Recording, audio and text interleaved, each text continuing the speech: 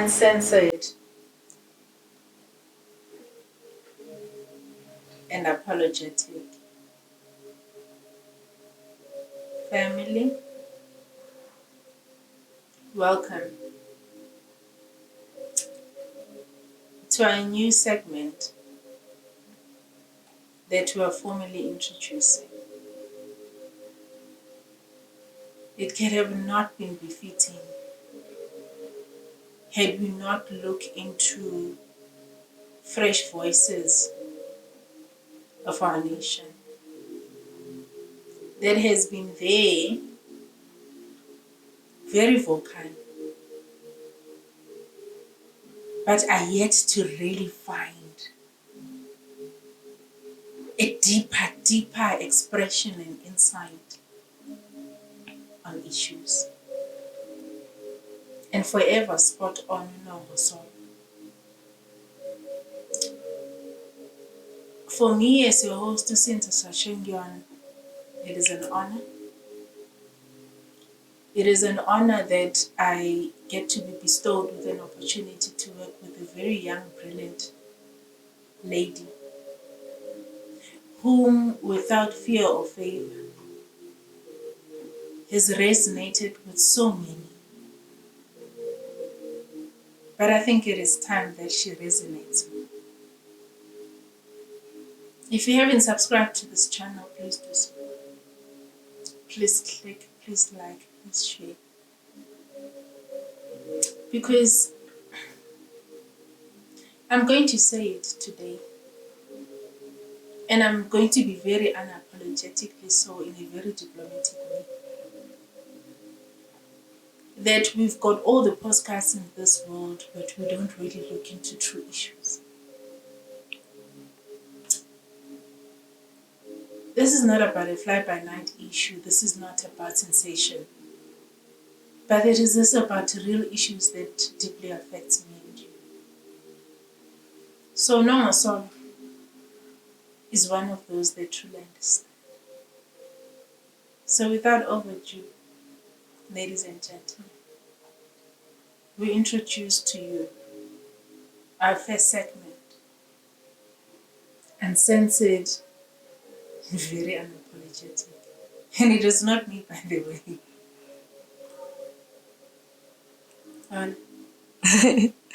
All. Thank you for the invite. All. Fade. Grand. I know, all is well. I'm listening to your introduction and very powerful. It's funny how we thought to be brilliant, like you're defining it, is about the background, is about the books and stuff. But as we grow and as we learn, we get to understand the importance of alignment, intact with yourself. And I mean, we thought that wisdom goes with age. Yeah. But we meet you and people like you and we discover that wisdom is just an application of knowledge. So you may be old, but if you don't have knowledge, we can't declare you wise. Zero. And it's an honor that our parents sacrificed, that they take us to school to learn. But also, knowledge should also be scrutinized. Thank you too. Because what we learn should also be filtered. In a sense that some of the things that we learn don't result to wisdom and brilliance. They can make us stupid, actually. They can make us meaningless. But it's important that as we learn, we only take what grows us and makes us better. And so I appreciate the introduction and the word brilliant. But people must understand that every day we wake up and we seek to be intact with our identity. And it's very important that you never get familiar with yourself. I'm sitting here today and I had to be conscious of why I'm here today and not think, sijwayele le nto sayenza. Yeah.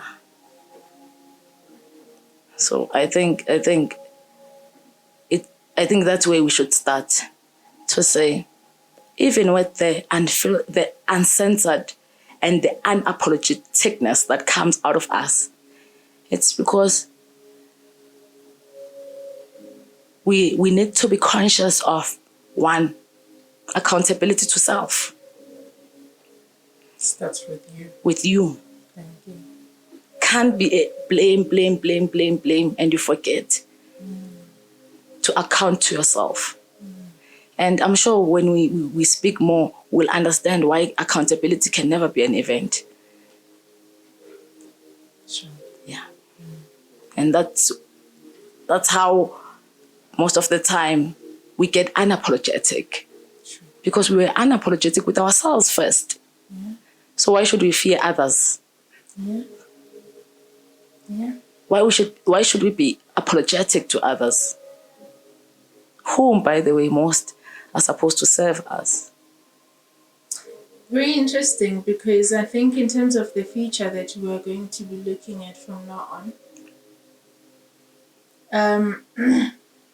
we'll be looking at predominantly dissecting what politics is and what it really translates to me and you.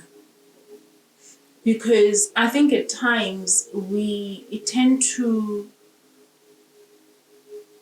academically position politics without really looking at how it affects me and you. Sure. And one thing that I really appreciate about you is that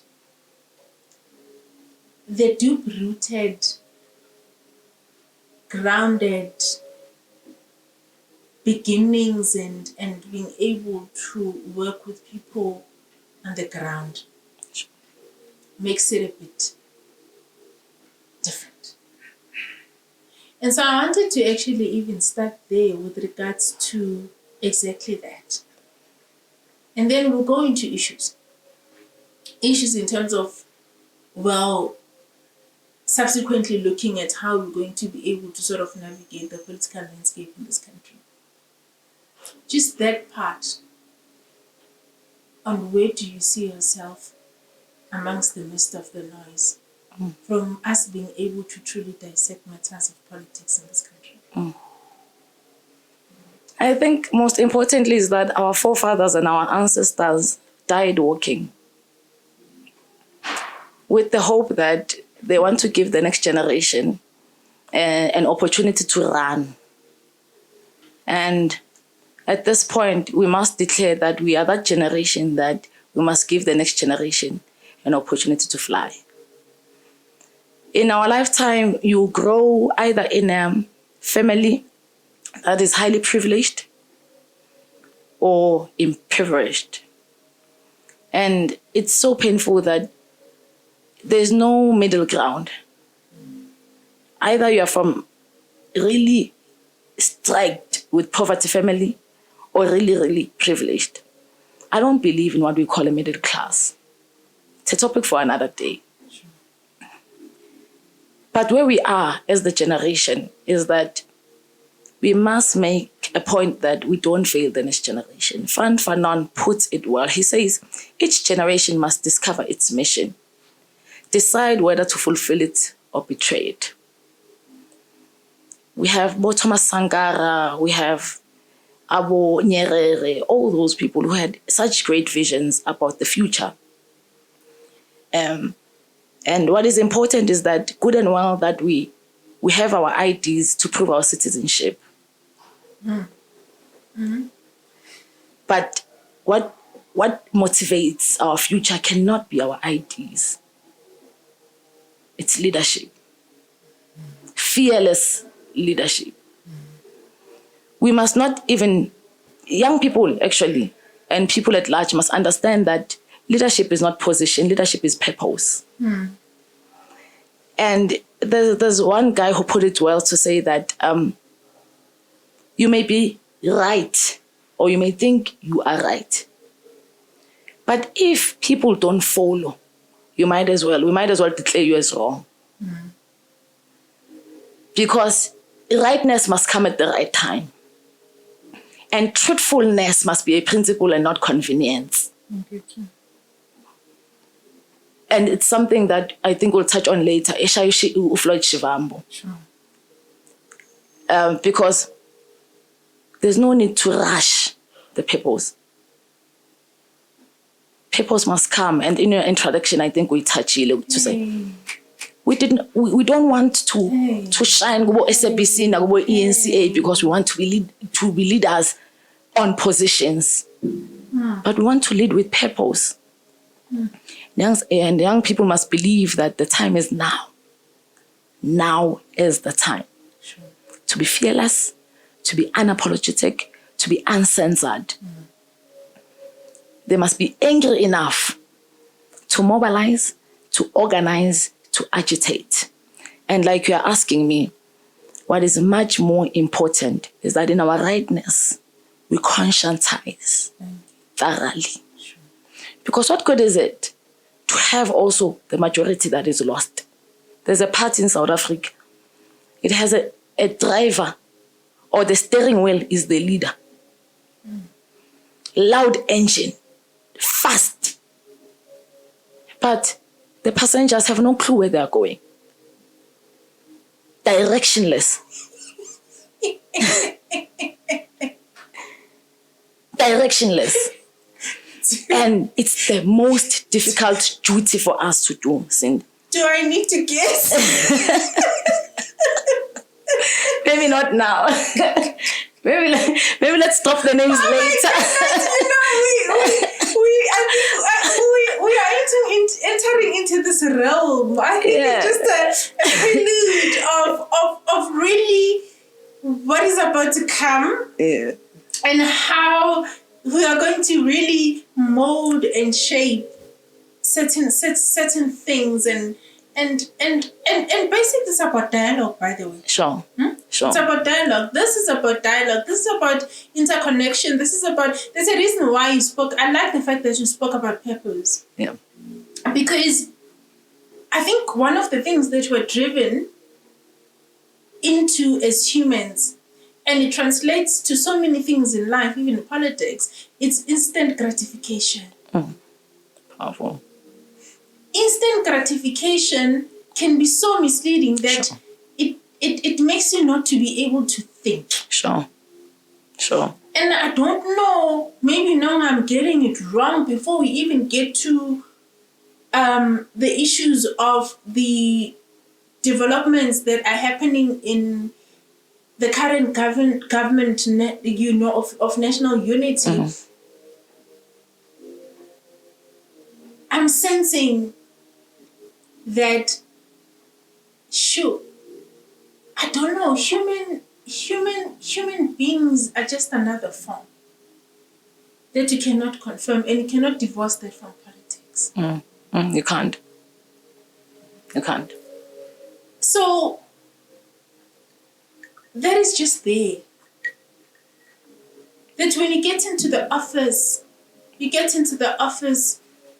with this whole notion, not all of us, anyways, qualified. Definitely. With this whole notion of you perceiving, or you believing, or you thinking that you will serve. And within the midst of gravitating towards where the ANC started, and over the years evolved with the prevailing conditions of what society and how the world is shaping itself, got to a point where it had to form this government of national unity. And when it formed and they sat there and noticed that they've lost votes, they were forced to now co-opt other parties Sure. into governing this country. And somehow we are finding ourselves into situations like what we are seeing currently unraveling into politics, where it's a tit-for-tat process. Mm. I want us to start from there. Mm. With this current unraveling of the DA having its own stand and finding it very, very cushioning to put their demands forward, and the ANC coming back and saying, no. That part is concerning. Can we start from there? I think GNU is the most, let me start here. Sure. Politics are shaping in a very interesting way. And I must declare that I'm one of the people who made sure that ANC doesn't get 50% plus. It's been a dream. I won't say that has come true. Still working on. Because I'm a product of the failures of ANC. I grew up in a street where there was no road. I went to a public school where there was no proper infrastructure.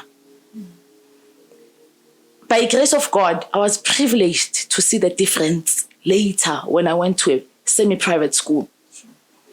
And we're in a society where some citizens never got to be privileged to see the difference, and that is why they succumb to the circumstances. They find it normal. They find it normal. If you keep an eagle in a cage and treat it like a chicken for the longest time, even the day you open the cage, it won't know that it has to fly. And it's the current citizens we have in South Africa, especially young people, that they don't know that there's so much better in governance because they've been told that this is normality. They've been taught that this is normality. And so, as much as I used to call government of national unity, government of national uselessness, there are pros and cons into this whole entire governance. Number one, ANC lost votes. Secondly, as much as some of us wanted ANC to lose votes, we didn't anticipate DA earning so much votes. And there's a danger there. Because we are now speaking of a vicious circle. We are not speaking of progress. We are not speaking of development. Because to be all frank with you is that DA has become, if you will know what, I think Abazola would understand this better, a monitoring spirit. You know when someone is just a monitoring spirit in your life? That's just DA to ANC.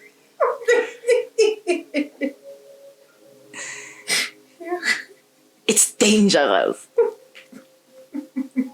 I would.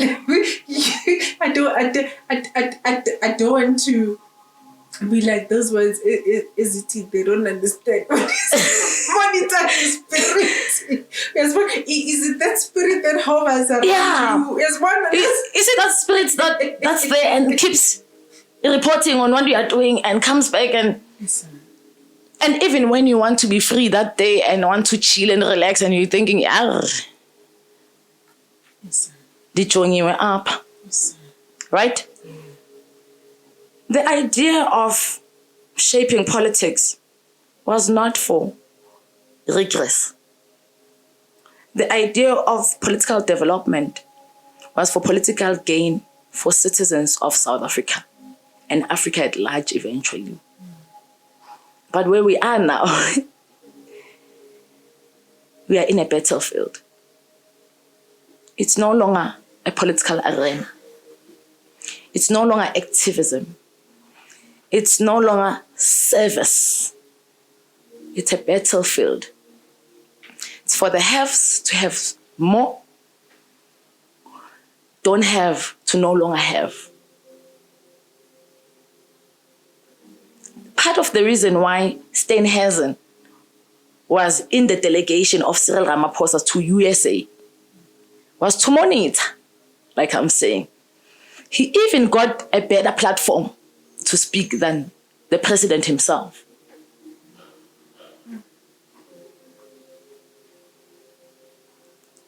Yes, ANC lost votes.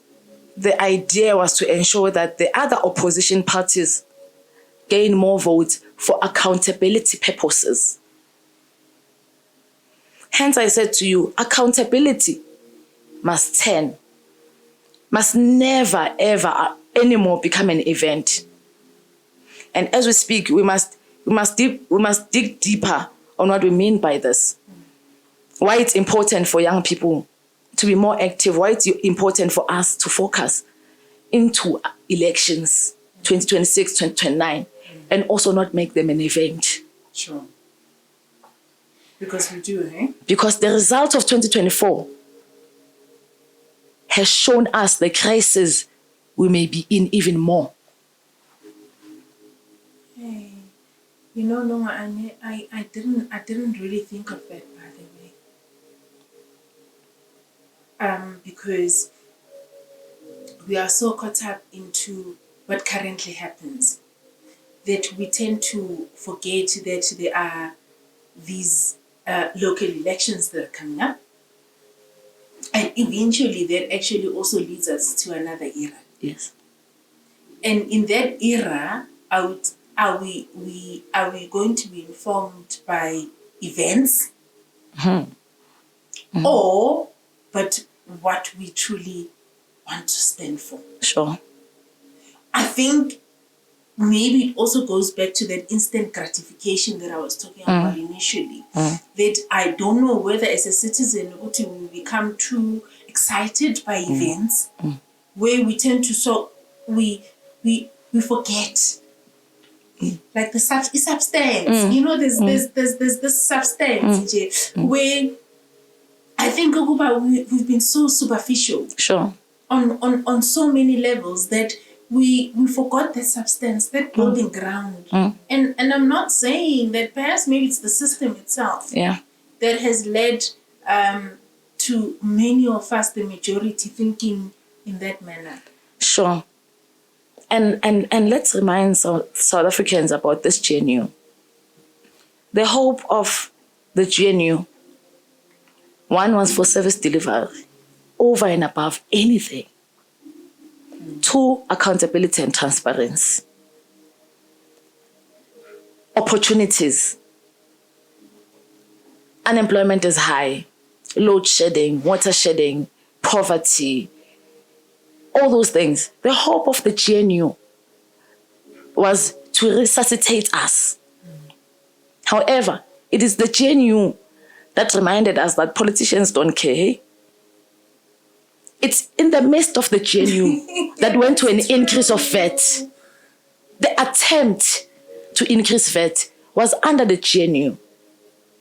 And the importance of the real opposition reflected there. Not the monitoring spirit, the real opposition paused and said, we can't have that. We can't. And brought not just the oversight responsibility of portfolios, but the procedures. We got to understand that for so long, Parliament has been misleading us.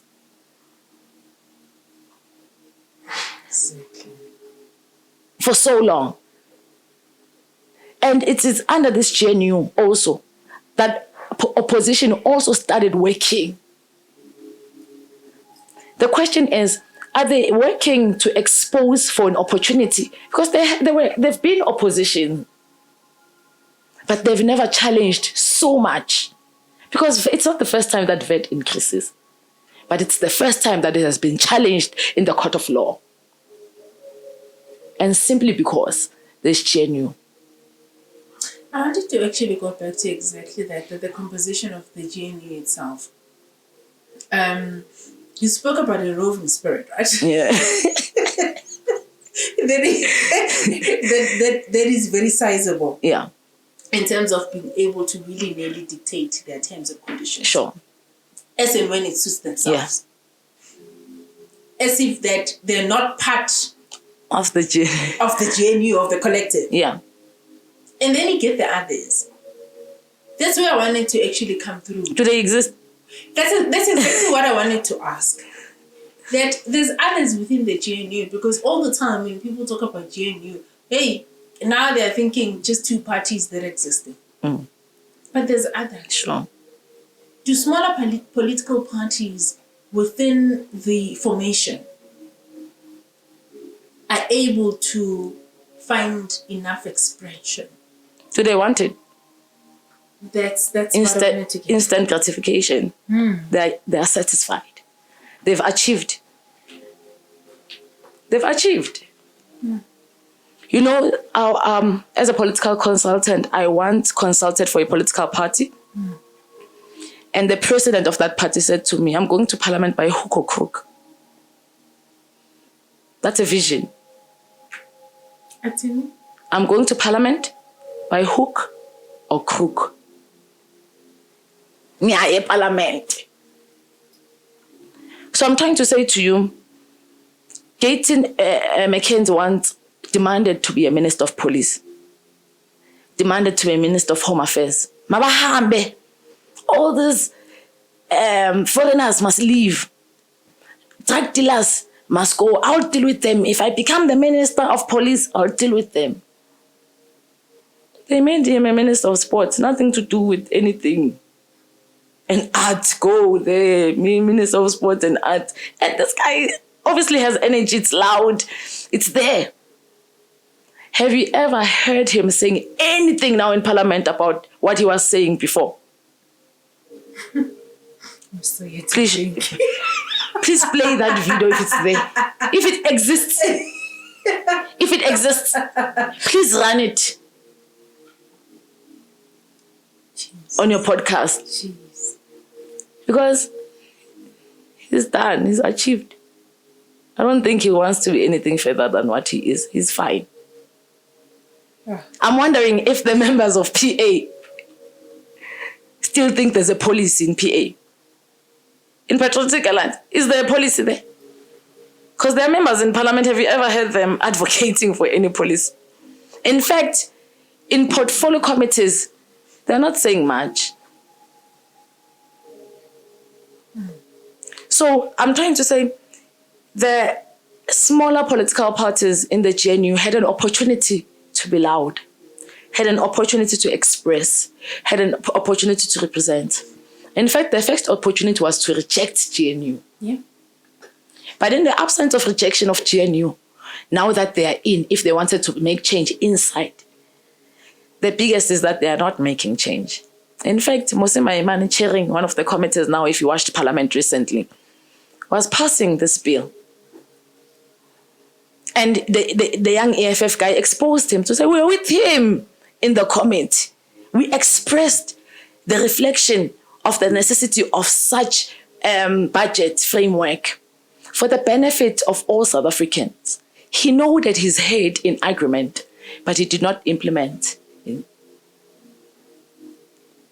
So, my money is okay.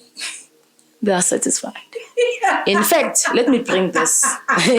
Because he's my friend. Let me clarify this. Yeah. In fact, Musima Imane, when I ran as an independent candidate 2021, Sure. That's when him and I got to be closer. Musima Imane was running what we call One South Africa, OSA, in support of independent candidates. After 2021 elections, we were going towards national elections, and we won the case that even in national elections, there must be an expression of independent candidates. We won that case, so we were fine, happy that 2024, anyone can be a candidate. You don't have to belong to a political party. We said to him, Mchan, be an independent candidate when we were starting the BOSA thing.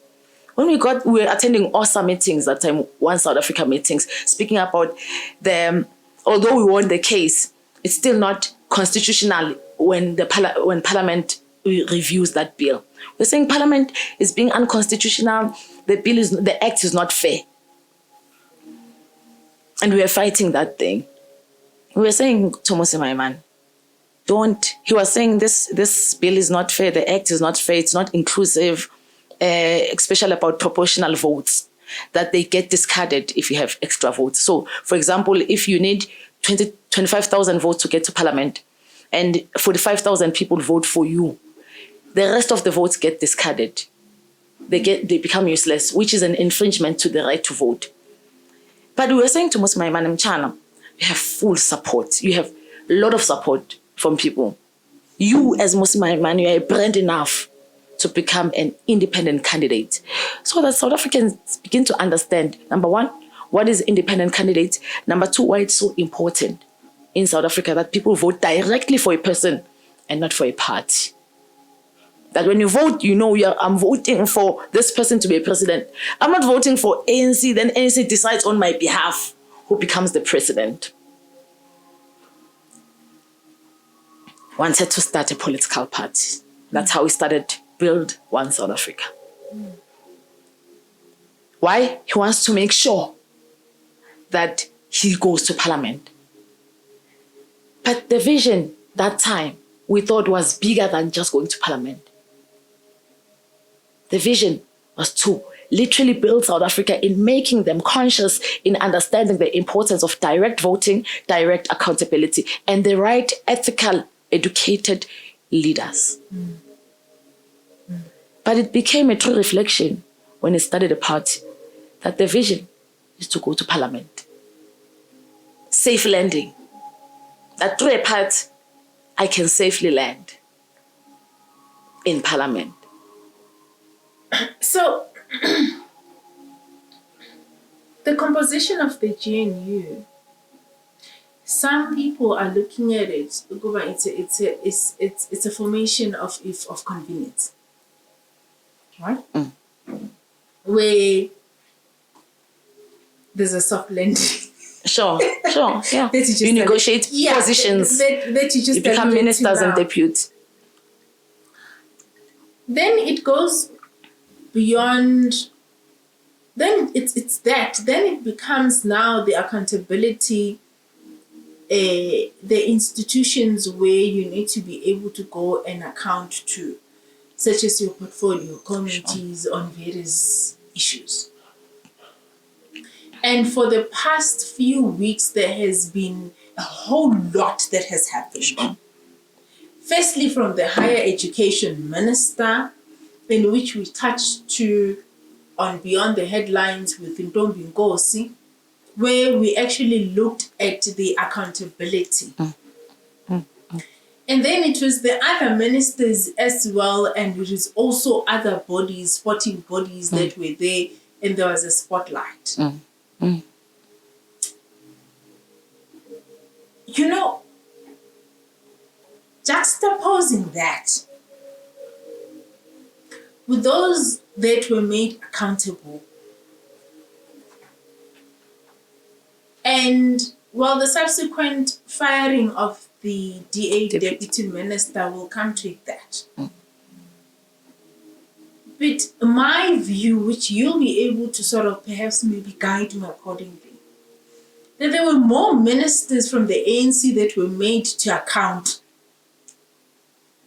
and that were put to blast and that were looked at as if they cannot be able to deliver versus the ministers of the DA and other parties.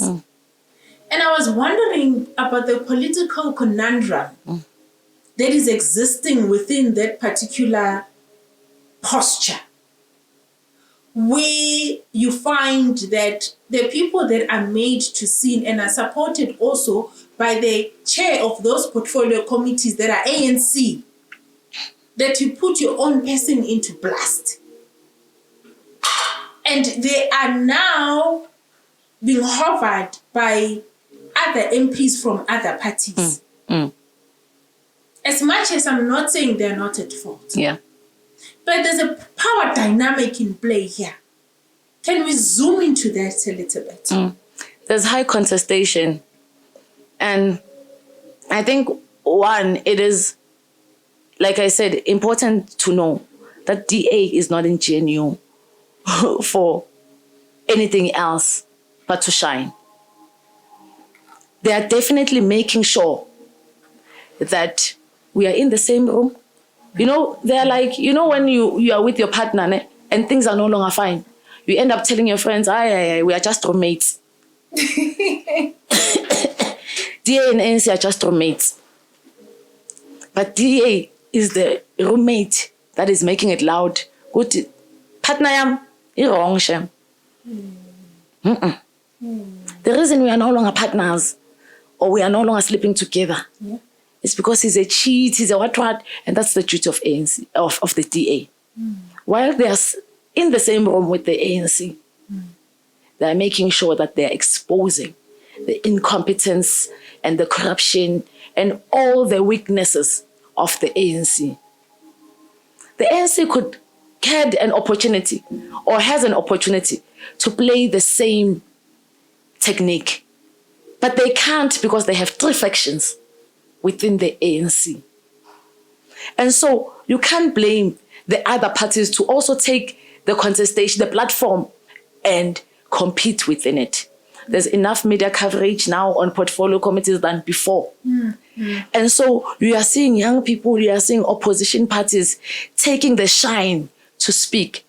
But the question is what's happening in the portfolio committees just a contestation, or is it true accountability? Because it's important that we don't just highlight the incompetence and the fouls, but that we make follow-up and make people really accountable. If they have to go to jail, they must go to jail. If they must resign from parliament, they must resign from parliament.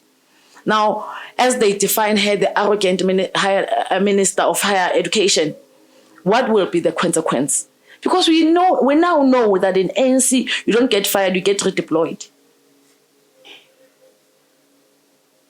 We saw with Minister NG, we saw with Bladen Zemande, all these ministers at FOUL, they don't get fired, they get redeployed. We were one of the organizations that called for Bladen Zemande not to come back as a Minister of Higher Education. They created a new portfolio, innovation, technology minister. So we now know that there's no true accountability. There are no consequences. Right? I'm saying the reason the ANC will forever be under the monitoring spirit of the DA is because there's factionalism within the ANC. Three types of factionalism. Number one, there is what we call a diplomatic, conciliatory reform faction that aligns with Cyril Ramaphosa.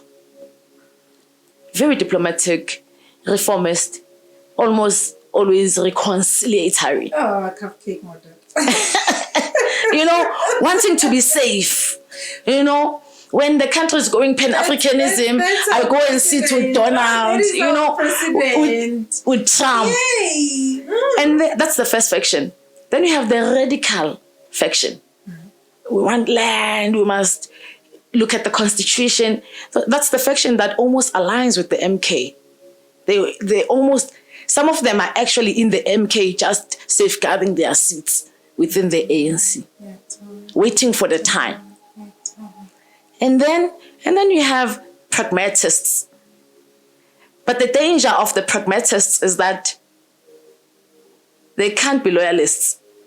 They are survivors. They go with the flow. They go with the winners. They go with the wind, with the trend of the time. And these three factions are making the ANC not to suffer from opposition, but to suffer from itself. They can't focus, they can't plan. They are here, self-centered. And so no matter what they try, I can tell you now in confidence that 2026 they will decline, 2029 they will decline further. Because as I'm speaking to you, they can't plan 2029. They are here. They're consumed. They are highly consumed. While DA is a fourth faction to them, dividing them further. MK is the fifth faction to them, dividing them further. They shine through them. Steenhuisen takes a platform in parliament, bashes ANC for Cyril Ramaphosa for kicking out the deputy minister. He's wrong. He did not respond to emails. He's irresponsible. He's a liar. You know, he's not honest. He's not consistent. Then at the end says, but for the sake of the South African citizens, we are not going to be consumed by the incompetence of ANC. We are going to vote in favor of this bill. With regards to the DA and its posture, and when I looked at the event that has transpired, I've always looked at the formation of GNU being almost sort of one-sided. As it's like you're in an abusive relationship. That big is it. And you know, it's like to a certain extent, like, shame, and I feel sorry a little bit for the ANC. I don't know whether perhaps the one of you being victimized in a relationship, you've got a certain agenda. And then the one that you are bulldozing, as you had said, it's got that ultimate agenda. Or we are just in a position of really we need to appease. And then you get those other ones, that the formations that you actually spoke of. The dynamics itself, Nongs, and with the threats and whatever it is, the behavioral patterns, the do's or don'ts, or the whatever it is, and da. I want us to sort of look at that a little bit before we transition into how it really does impact me and you. Sure. Let me be mischievous a bit. Let me say, let the ANC be abused. It has abused us for far too long. It's their time to be abused. But most importantly, I think DA will continue to threaten ANC till the eve of 2026 elections. It's a deliberate move. It's a deliberate move. Strategy. Very tactical. They will continue to do it until the eve, at the eve of, and this is just my personal analysis, at the eve of 2026, then they'll be like, hi, I'm filing for a divorce. Guys, you saw we tried. You saw I did try this marriage, but this partner is so abusive. This partner is mischievous, cheating, lying, corrupt. That's what they're going to do to the ANC. So please, this time, vote for us in full so that we don't govern with this abusive, corrupt, cheating partner. And they will do that. That would be the DA. That will be the DA. Hey, yeah. They will say vote for us so that we have a full municipality. And they will make an example with Cape Town. Look at Cape Town, this municipality. We've governed, we've achieved this, we've achieved this. Give us Ekurhuleni, give us Morafe City, give us Lichtenburg, give us, so that we run fully and we deliver. And they will do that even post-elections. They'll say, you see, you've given us this municipality. We are doing this, we are doing this, we are doing this, we are achieving this. For 2029 elections. The danger of having ADA as government to run another province. They're already running Western Cape.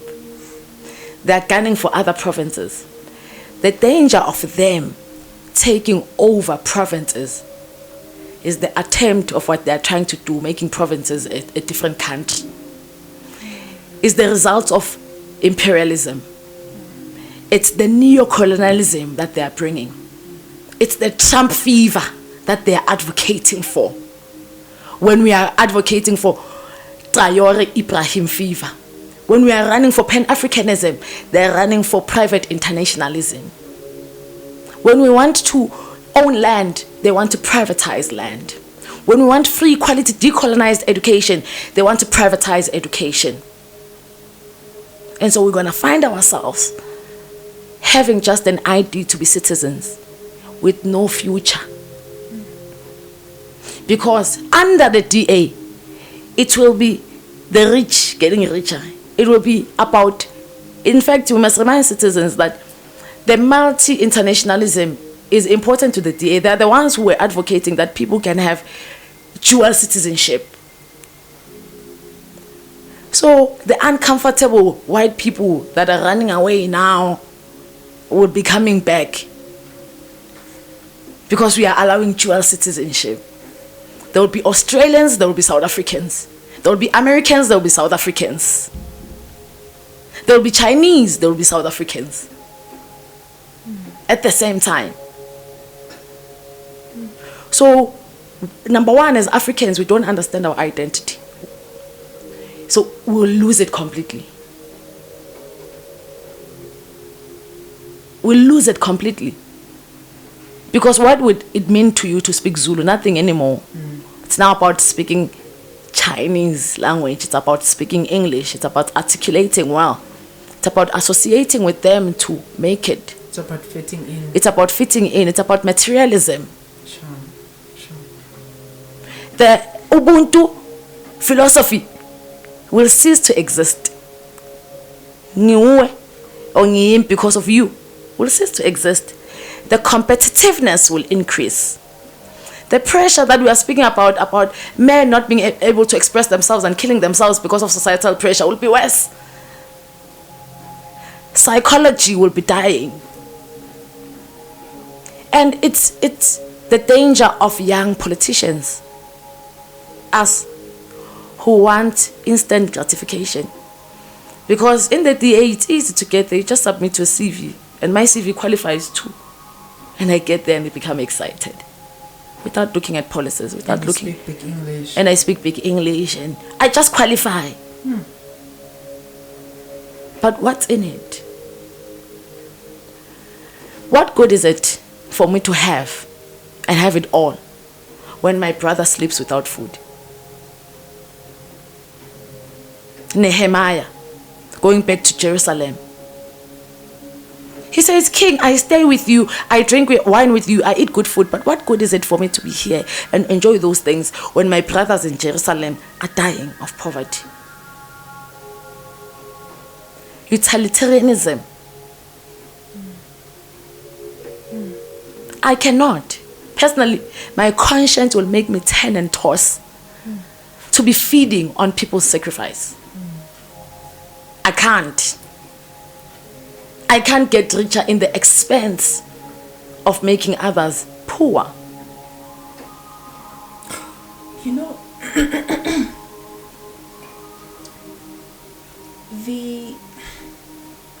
the idea that we've lost the moral fiber of who we are as human beings, or perhaps maybe we get consumed by what happens in the prevailing conditions of where we find ourselves as a society.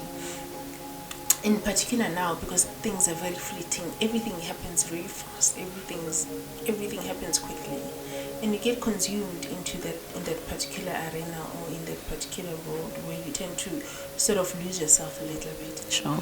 And from time to time, we cannot move away from the fact that we lose each other a little bit. Sure.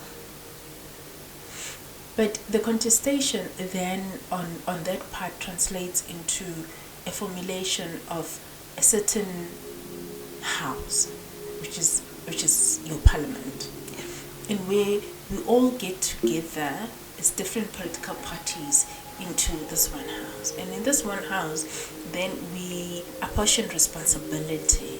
And in apportion responsibility, then it is your different committees that are actually formed, and it is that, even it is also your SCOPA that is actually formed for you to be able to totally be accountable. Sure. And stuff. Sure.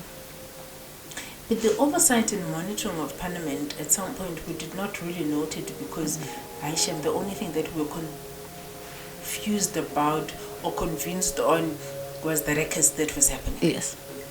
Overshadowing the oversight responsibility and the accountability responsibility. Yes. So now we are in an era where there is an expression of accountability and oversight. But you find that within that, there are certain grouping that has been giving a better preference than that. Yes. And that is where I want to sort of us now coming towards the anti-climax of our conversation. Sure. On that part.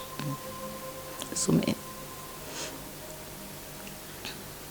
my feel is that there are others that are given leeway than the others. And I don't know whether it also talks into what you were saying before, because it might be a strategy that feeds into this thing. It cascades down. Sure. Because it needs to get to somewhere. And whoever invented that thing that you're talking about, by the way, is very brilliant. Because if the ANC was not even thinking of that, maybe this is the right podcast for them to start thinking. Huh? Yeah. Good. And so I'm saying that there's committees that are there. And most of the people that have been made to account are from the ANC. Just running down that. What is your thinking? I think it's while it's a good strategy for the DA, Yeah. the small opposition parties or the other opposition parties that are not part of GNU are not taking advantage of that platform. Of course, EFF and MK, EFF is actually shining. They are trying. MK is trying. But other parties are not pushing enough.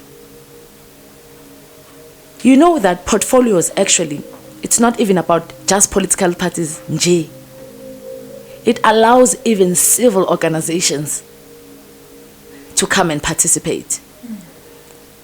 But like you are putting it, it's also an opportunity for us to zoom further, because we are one of the organizations that actually did a submission on constitutional reform. And we requested for an oral presentation. And to date, we haven't been responded to. And that actually then triggers to say, does it happen to other civil organizations also? Is there a deliberate red tape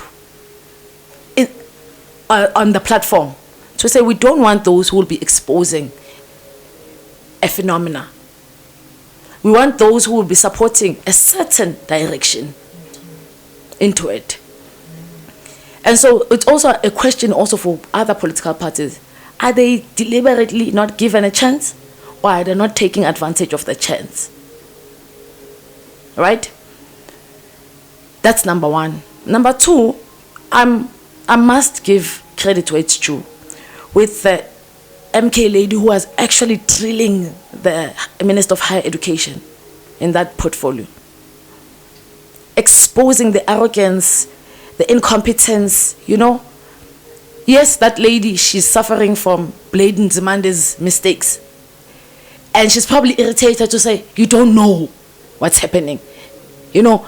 Because unfortunately, which is also a true reflection with the Minister of DA, the Deputy Minister of DA who's getting fired. He's getting fired also because the same issue of what she's facing. You can't serve two masters. Hey. Yeah. This is where we say impossible. That thing is impossible. When impossible and cancer in one word, you can't serve. It's impossible. Cannot happen that you serve two masters. Either you betray the one and be faithful to the other. And so the deputy minister of ANC was told by the deputy minister that is being fired by the ANC was told by the DA to go to USA. But the president, who has full right to appoint him and to retract him, did not agree to it. You can't serve two masters. And so this lady of Minister of Higher Education, she's sitting there and she's thinking, I want to respond to you, but I can't serve you because I'm serving ANC. And their interest. Yes, and their interest. Because the deployment is coming and from their where? interest. I can't sit here and account to you and expose them. And that's the danger of this portfolio communities now as we are sitting. Is that the question is, are they, as much as they are being made accountable there by other opposition parties, are they telling the truth? Just like it was exposed now that the Minister of Higher Education lied at some point. Just like the CEO of NSFAS, he had to say, I don't know, I'm new. We are looking into that. You can't serve two masters. And the portfolio committees are exposing that. And it should be also a wake-up call even to the young people in Parliament and out of Parliament, more especially those in Parliament. Your Naledi Chiraz, young powerful woman, young powerful girl who is in danger of protecting her integrity, protecting her principles, navigating and serving the system, serving the society, and serving the master. This is where now she must know that the world is watching. The monetarism spirits are there. We'll quote her one day that you once stood for this. You were part of Fees Must Fall. You haven't put a submission in Parliament that you are declaring free education. We are waiting. We are watching. You are doing well. You are speaking well. You are greeting your CIC before you start your speech. Be careful of serving two masters. Yeah. So those portfolios are exposing exactly that. And when they were interviewing also the professor from UNISA, they asked her, Prof, you were sitting with two biographs, two CVs, two profiles, all qualified. Why would you make a choice of appointing this one instead of this one? I mean, we are looking at a South African woman. Internal post, you opt for a foreign male. You are a female. You are opting for a foreign male instead of appointing your own South African woman. What could be the reason? The response is also under scrutiny. Is she telling the truth? Is she not telling the truth? But whether she's telling the truth or not, will there be a follow-up to say, we've asked you this, you did not satisfy us, we retract that appointment, starts the process. So we must be careful of getting so absorbed in these portfolios with no results. Because I can tell you now, they must bring the professor from UNIS, the vice chancellor, and they must tell us what has happened now. Did the process start over? Did she appoint a different person? That's where the accountability comes. That's where the accountability That is exactly where it comes. Exactly. That's where accountability comes So in. we're not consumed by events. We are consumed by accountability. Accountability must not be an event. That's it. That's what you were saying in the beginning. Yes. Accountability must never be an event. Accountability must be result-driven, and as a generation, it must be a demand. So, Nangs, there's still more to come, right? Yeah. So this is our first. Definitely. I want you to seal off our discussion of it because I think there's still a lot more that is to come that we need to analyze and look at and bring a different ambience. I like that. I like big English. I like that. I like. I must take your CV to DA. I would like to bring a different ambience. You know, like a bit of an ambience. I wanted to. Yeah, I think we talk and hey man, there must be a different song. Sure. As a belief doch. Sure. You know, Sure. so just your parting shot, because being sure unapologetic is something else.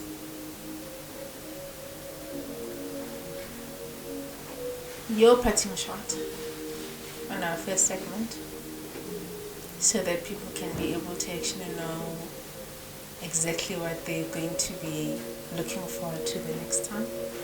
Sure. Very interesting. Because generally people are tired of listening to such analysis. You know, they're hearing these analyses from different platforms many, many ways, many, many times. I think I want to say at this point, we've got nothing to lose. We've lost already. There's nothing more to lose. And we watched from Burkina Faso, Ibrahim, who decided that now I'm taking over.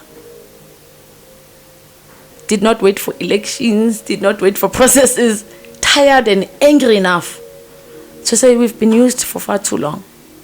We've been made voting tools for far too long.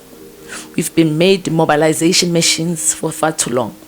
We filled stadiums, Ausham. Some of the young people even passed away, filling the stadiums June 16. At this point, we don't want to lead for positions, but for purpose. We need to take over. And I think this platform, Cindy, as we progress, we'll have to use it to discuss those strategies. There's one pastor who said, it's not enough to have a vision. It's not enough. You must have a strategy in executing the vision. And young people must stick with us. And not just young people, elders must also stick with us.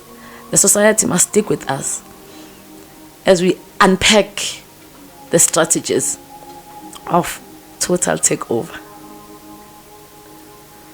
On that note, sure. This is our first and more to come. I would like to express my sincere gratitude to my co-host, NHONGO. My pleasure.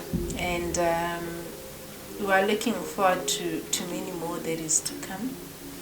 I hope this initial segment has given you a little bit of an insight in terms of the DNA of what this segment is going to be all about as it unravels. Thank you, family. Thank you for joining us. Thank you for believing in the cause. Thank you for putting shine on marginalized issues. And I must actually thank Umu as well. Aluta continue. We are going to be coming back. But this time, please subscribe. Please click, please share, please like. And please tell your neighbor and the other neighbor and the neighbor. We're a family. And family needs to unite.